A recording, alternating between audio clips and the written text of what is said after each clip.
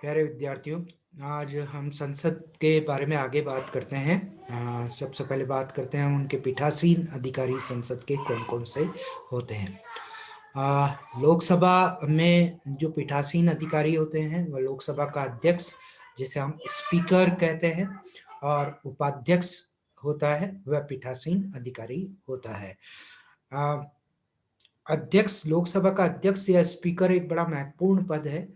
वह अपने निर्वाचन की तिथि से, जिस संसद में वह निर्वाचित हुआ था, उसके विघटन के पश्चात अगली लोकसभा की प्रथम बैठक तक, यानी जब नई लोकसभा चुनी जाती है उसकी प्रथम बैठक तक वह पद धारण करता है।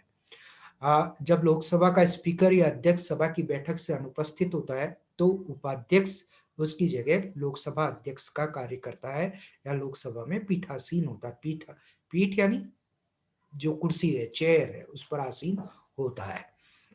जब स्पीकर या अध्यक्ष और उपाध्यक्ष दोनों ही सदन में नहीं होते हैं तो ऐसे में सदस्य द्वारा अध्यक्ष के कार्यालय के दायित्व उस उद्देश्य हेतु राष्ट्रपति द्वारा नियुक्त लोकसभा के सदस्य द्वारा निर्वहन किया जाता है। यानी जब अध्यक्ष और उपाध्यक्ष दोनों ही सदन में नहीं होते हैं, लोकसभा में नहीं होते हैं, तो ऐसे समय में राष्ट्रपति जो है लोकसभा के सदस्यों में से किसी एक को इस दायित्व के निर्वहन की जिम्मेदारी देता है, और ऐसा व्यक्ति जो है अध्यक्ष और उपाध्यक्ष के अनुपस्थिति में लोकसभा का पीठासीन अधिकारी होता है। एक और चीज होती है, जिस जो शब्द आप सुनते हैं, प्रोटेम स्पीकर, अस्थायी अध्यक्ष होता है।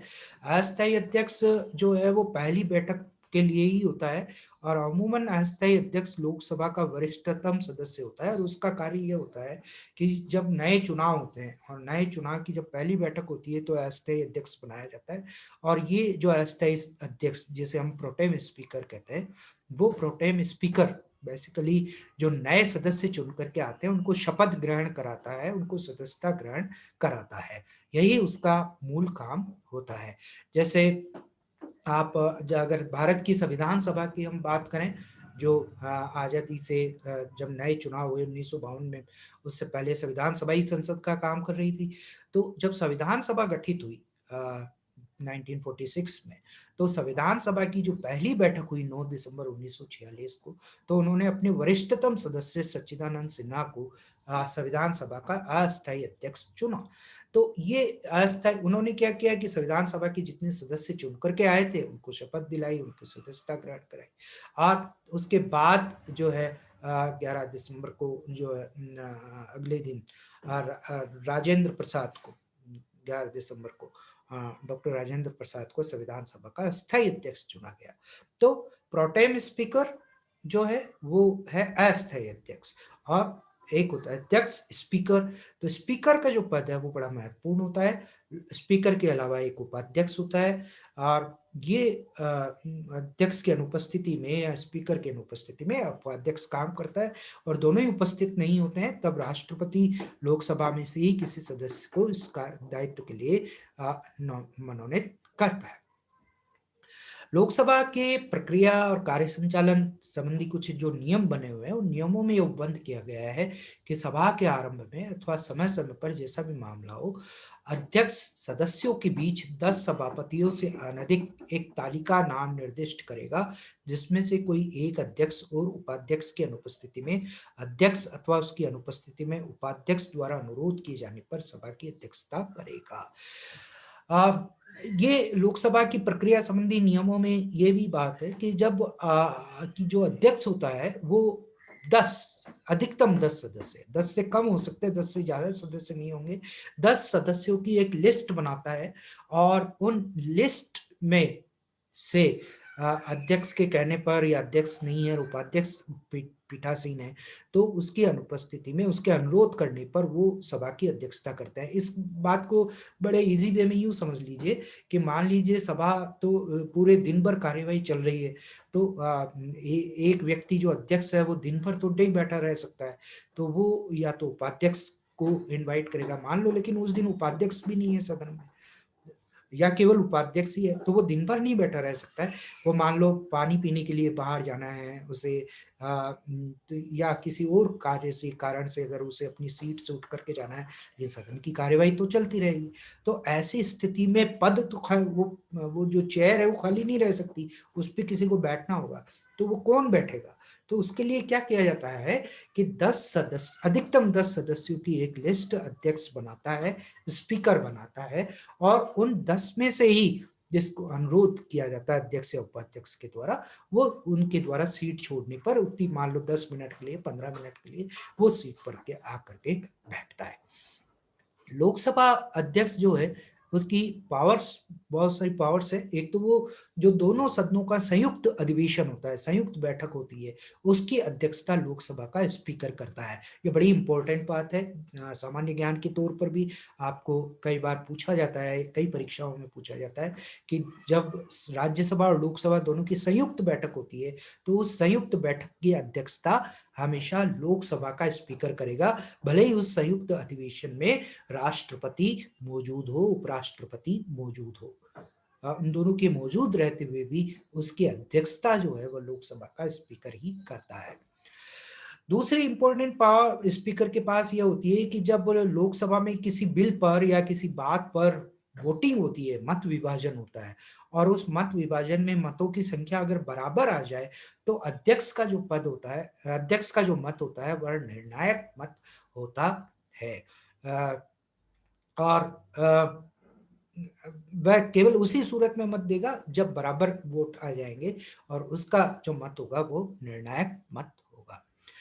फिर तीसरी इंपॉर्टेंट बात ये होती है कि अगर कभी किसी विधेयक को लेके यह प्रश्न उठाया जाता है कि ये विधेयक धन विधेयक है या नहीं है, तो इस कोई विधेयक धन विधेयक है या नहीं है, इसका निर्णय भी लोकसभा का स्पीकर करता है। अध्यक्ष लोकसभा का निर्णय इस मामले में अंतिम होता है।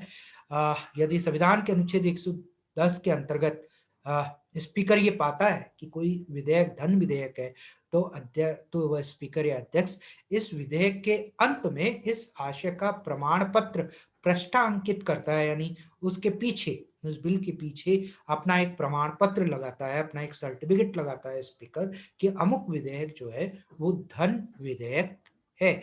और उस क्रम में फिर धन विधेयक के संदर्भ में जो भी प्रक्रिया विहित होती है, उस प्रक्रिया को अपनाया जाता है। भारत का जो उपराष्ट्रपति है वह राज्यसभा, अब हम राज्यसभा पे आते हैं, ये तो लोकसभा की बात हमने की। राज्यसभा में भारत का उपराष्ट्रपति जो है वह राज्यसभा का पदेन सभापति होता है। यह सदन अपने सदस्यों में से ही, राज्यसभा के सदस्यों में से ही एक उपसभापति का चुनाव भी करता है। तो जो उपराष्ट्रपति है, हमारा वाइस प्रेसिडेंट जो होता है, जैसे अभी वेंकैया नायडू है, तो वो उपराष्ट्रपति जो है वो राज्यसभा का के पदेन सभापति भी होंगे, यानी राज्यसभा के अध्यक्ष भी होंगे। इससे पहले लोकसभा का अध्यक्ष कौन है वर्तमान में? लोकसभा के अध्यक्ष है अभी ओम बिरला, जो राजस्थान के हैं, कोटा से सांसद हैं। तो यह आपको ध्यान में होनी चाहिए बातें। इसके अतिरिक्त राज्यसभा में उपसभापति का एक पैनल भी होता है, जैसे लोकसभा में होता है 10 सदस्यों का, वैसे राज्यसभा में भी होता है। वरिष्ठतम मंत्री जो राज्यसभा का सदस्य होता है को प्रधानमंत्री के द्वारा सदन के नेता के रूप में व्यक्त किया जाता है। राज्यसभा के या लोकसभा के जो पीठासीन अधिकारी होते हैं, उनकी ये जिम्मेदारी होती है कि वे सभा की कार्यवाही का संचालन करें। भारत के उपराष्ट्रपति, जैसे मैंने कहा, राज्यसभा पदेन सभापति होता है, और वह अपने में, राज्यसभा अपने में से एक उपसभापति चुनती है। तो उपराष्ट्रपति तो कभी कभी बैठते हैं, ज्यादातर राज्यसभा उपसभापति ही चलाते हैं। तो राज्यसभा में उपाध्यक्ष, उपसभापति, जो उपाध्यक्ष होते हैं उनका एक पैनल भी होता है। ये अगर उपराष्ट्रपति या सभापति और उपाध्यक्ष दोनों अनुपस्थित है, तो इस पैनल में से लोग उसकी अध्यक्षता करते हैं। सभापति और उस उपसभापति के अलावा लोकसभा और राज्यसभा दोनों में ही सभा का एक नेता होता है, जैसे हम लोकसभा में सदन का नेता कहते हैं, जैसे हम राज्यसभा में भी एक नेता होता है जिसे हम सदन का नेता कहते हैं।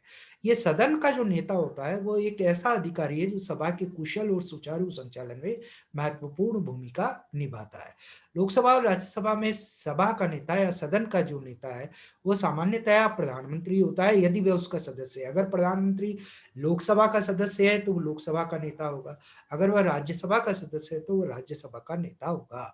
या अगर प्रधानमंत्री उस सदन का नेता नहीं है तो अथवा कोई ऐसा मंत्री होता है जो इस सभा का सदस्य है और जिसे उनके द्वारा इस रूप में कार्य करने के लिए नाम निर्दिष्ट किया गया हो।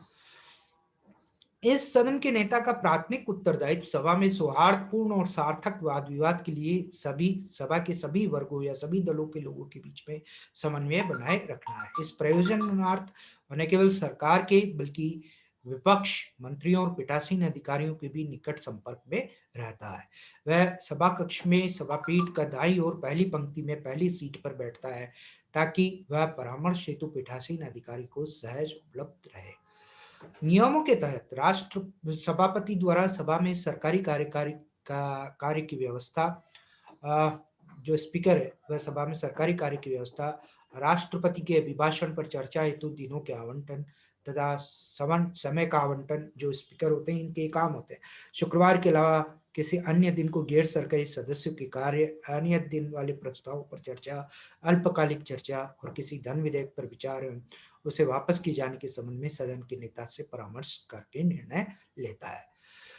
महान व्यक्तित्व, राष्ट्रीय नेता अथवा अंतर्राष्ट्रीय प्रतिष्ठित व्यक्ति की मृत्यु होने की स्थिति में उस दिन के लिए सभा के स्थगन अथवा अन्यथा के मामले में सभापति उनसे भी परामर्श कर सकते हैं। सभापति सदन के नेता से पूछ करके ये निर्णय लेता है। गठबंधन सरकारों के युग में जो सदन का नेता है उनका कार्य और अधिक चुनौतीपूर्ण हो गया है। वह सुनिश्चित करते हैं कि सभा के समक्ष लाए गए किसी भी मामले पर सार्थक चर्चा के लिए सभा में हर संभव तथा उचित सुविधा प्रदान की जाए। वह सभा की राय व्यक्त करने और इसे समारोह अथवा औपचारिक अवसरों पर प्रस्तुत करने में सभा के वक्ता के रूप में कार्य करते हैं। Thank you very much.